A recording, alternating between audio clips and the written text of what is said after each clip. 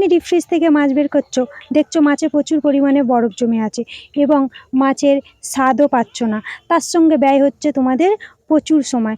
তো আজ আমি তোমাদেরকে বলে দেবো কীভাবে ইনস্ট্যান্ট ডিপ ফ্রিজ থেকে মাছ বের করে তোমরা মাছ রান্না করবে এবং মাছের স্বাদও থাকবে বাজারে কেনা টাটকা মাছের মতো। তো তার জন্য কী করতে হবে, তার জন্য তোমাদেরকে এই ভিডিওটা পুরোটা দেখতে হবে এবং স্কিপ করবে না। স্কিপ করলে কিন্তু তোমরা অনেক কিছু মিস করে যাবে।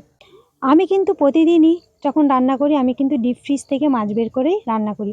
আমি কিন্তু কখনোই মাছ আগে থাকতে বের করে রাখি না। তো কারণ এখন দেখো ব্যস্ততার সময়, ব্যস্ততার দিন, প্রত্যেকটা মানুষই ব্যস্ত।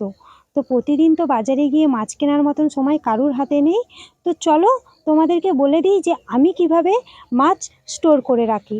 তোমরা যদি এই পদ্ধতিটা ফলো করো তাহলে কিন্তু তোমরা 1 মাস পর্যন্ত মাছ স্টোর করে রাখবে। একদম ঠিক শুনেছো, এই পদ্ধতি ফলো করলে কিন্তু আমি যেরকম বলে দেবো ঠিক তেমনটাই তোমাদেরকে করতে হবে। তো তেমনটা তোমরা যদি করো তাহলে কিন্তু তোমরা 1 মাস পর্যন্ত ফ্রিজে মাছ স্টোর করে রাখতে পারবে। তো দেখো আমি মাছ নিয়ে চলে এসেছি। আমার কাছে 2 রকম মাছ আছে। তোমাদের কাছে যত রকম মাছ থাকবে তোমরা সেই বুঝে স্টোর করবে। তো আমার কাছে এখন 2 রকম মাছ আছে, তো আমি সেটা দিয়েই তোমাদেরকে দেখাবো যে আমি কিভাবে স্টোর করি। তো অবশ্যই প্রথম কাজ যেটা হচ্ছে সেটা হচ্ছে মাছটাকে ভালো করে পরিষ্কার করে ধুয়ে নিতে হবে কাটার পরে। অবশ্যই মাছটা যেন কেটে ফ্রিজে রাখার চেষ্টা করবে। সবসময় গোটা মাছ কিন্তু ফ্রিজে রাখার চেষ্টা করবে না। খুব ভুল ভবিষ্যৎ একদিন রাখতে পারো, কিন্তু তার থেকে বেশি নয়। সবসময় মাছ কেটে পরিষ্কার করে তারপরে ফ্রিজে রাখবে। আর তার আগে যেটা করবে সেটা হচ্ছে মাছের ধোয়ার পরে মাছে একটা জল থেকে যায়, সেই জলটা, এটাই সবথেকে ইম্পর্টেন্ট জিনিস, যে জল যেন পুরো ভালোভাবে ঝরে যায়। কোনো রকম মাছে যেন জল না থাকে। যদি এক্সট্রা কোনো জল থাকে তাহলে কিন্তু মাছে বরফ জমবেই। সেই কারণে ভালো করে মাছের জল ঝরিয়ে নেবে এবং তারপরে ভালো করে নুন হলুদ মাখিয়ে নেবে। নুন হলুদ মাখানোর পরে মাছের যে স্বাদটা থাকে না সেটা কিন্তু ঠিক থাকে। আর নুন হলুদ যদি না মাখিয়ে রাখো তাহলে মাছের স্বাদ তখনই নষ্ট হয়ে যায়। সেই কারণে অবশ্যই মাছের স্বাদ ভালো রাখার জন্য ভালো করে নুন হলুদ মাখিয়ে নেবে। এবং তৃতীয় কাজ হচ্ছে স্টোর করা। স্টোর তোমরা কীভাবে করবে, সমস্ত মাছ এক জায়গায় স্টোর করে দেবে না।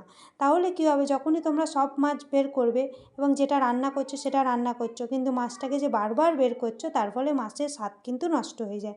সেই কারণে যেদিন যেই মাছ লাগবে, যতটুকু মাছ লাগবে সেই হিসাবে তোমরা স্টোর করবে। তো আমি দেখো এখানে কিভাবে স্টোর করছি।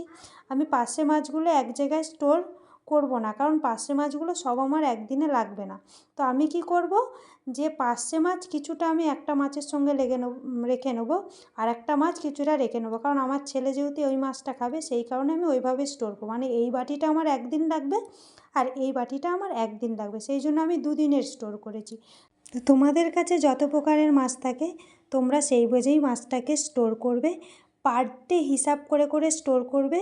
যেদিন যতটুকু মাছ লাগে সেদিন ততটুকু আলাদা আলাদা করে স্টোর করে রাখবে, যাতে মাছ সব একসঙ্গে না ফ্রিজের বাইরে বের করতে লাগে। আর একটা ইম্পর্টেন্ট কথা, কন্টেনারটা যেন অবশ্যই এয়ারটাইট হয়, এটা কিন্তু অবশ্যই মাথায় রাখবে। ভিডিওটা ভালো লাগলে অবশ্যই লাইক করে দেবে।